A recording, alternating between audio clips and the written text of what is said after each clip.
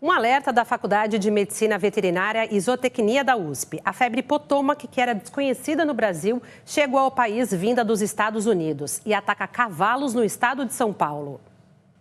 Pesquisadores da universidade dizem que a doença é grave e, se não for tratada no início, pode levar os animais à morte. Veja na reportagem de Carolina Vinhali, da TV Unesp de Bauru. É hora da alimentação e os cavalos da Unesp em Botucatu se animam. Bom sinal, o apetite é um dos indicadores da saúde dos equinos. Já a falta dele pode ser um alerta para doenças, como é o caso da febre Potomac, emergente no estado de São Paulo. Em pouco mais de um ano e meio, 34 casos foram acompanhados pelo Hospital Veterinário da Faculdade de Medicina Veterinária e Zootecnia do campus. A doença é grave e um desafio para os profissionais da saúde. A febre de Potomac é uma doença infecciosa não contagiosa causada por uma bactéria, que é a Neorickettsia rhistice, que é uma bactéria intracelular que necessita e passa grande parte do seu ciclo dentro de um trematóide. E ela tem um ciclo complexo com 2 hospedeiros intermediários, mas que depois de o cavalo contaminado, ele pode apresentar casos de colite com diarreia e eventualmente laminite. Aqueles cavalos que não são diagnosticados rapidamente e não são tratados de maneira adequada podem vir a óbito. O professor Alexandre, responsável pela clínica de grandes animais do hospital, está à frente de pesquisas sobre a Potomac na universidade. Alguns cavalos foram testados, acompanhados e tratados na clínica, enquanto outros nas próprias propriedades. Quem também participa dos estudos é o doutorando Fabrício. O diagnóstico da febre Potomac é baseado na realização da técnica de qPCR, que é uma técnica quantitativa, onde eu consigo quantificar a quantidade de DNA que eu tenho naquela amostra. É uma técnica extremamente sensível, mas nesses casos de Potomac, ou onde se suspeita de Potomac, é importante realizar a coleta de amostras pareadas, ou seja, amostras de fezes e também amostras de sangue. A Faculdade de Medicina Veterinária e Zootecnia da Unesp em Botucatu emitiu um alerta para criadores, proprietários e também veterinários de todo o estado de São Paulo.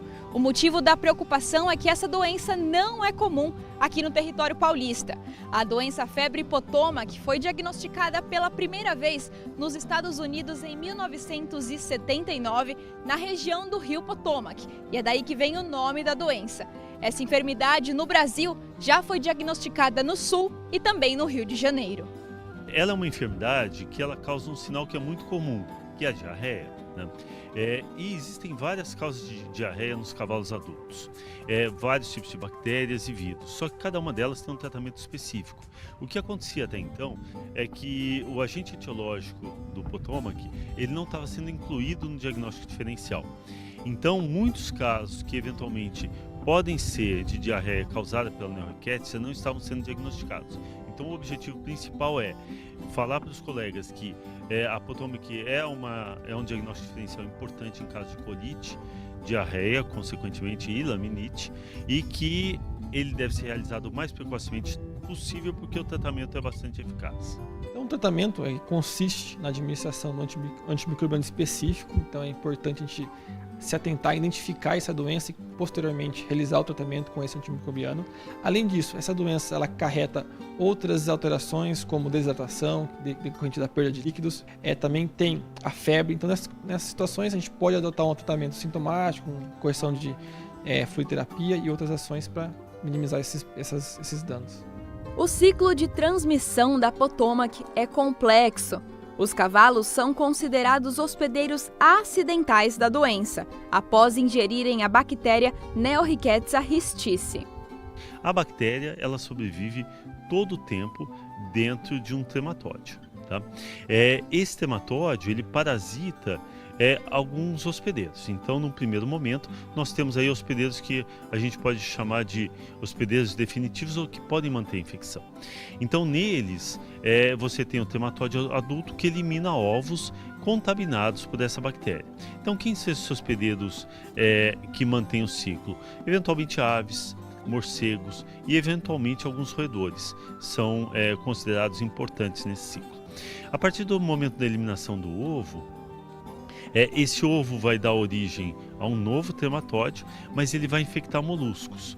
Então, a partir do momento que ele é ingerido e ele penetra no molusco, ele acaba se desenvolvendo em várias etapas, até que dentro desse molusco, que é um hospedeiro primário dessa enfermidade, ele se desenvolve e ele vai liberar cercárias. E essas cercárias vão contaminar um segundo hospedeiro, que geralmente são larvas de insetos voadores que estão na água.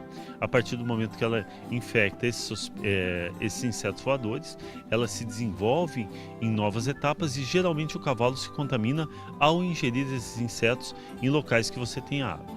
Tá? E aí o ciclo no cavalo ele se encerra. Para prevenir a doença, a recomendação é manter limpos os bebedouros e coxos de água e comida, além de evitar o acúmulo de insetos voadores em baias e locais de alimentação. É importante ressaltar que a enfermidade não passa de um cavalo para o outro. Então ela é uma enfermidade infecciosa, porém ela não é contagiosa. O cavalo é um hospedeiro final, praticamente acidental desse processo como um todo, então ele não transmite para outros cavalos. E também não é uma zoonose. Então não é uma enfermidade que passa dos animais para o homem ou vice-versa. Segundo o professor, ainda não existe recomendação para vacinar os cavalos no Brasil. O foco, por enquanto, é o diagnóstico precoce, o manejo dos animais doentes e evitar novas contaminações.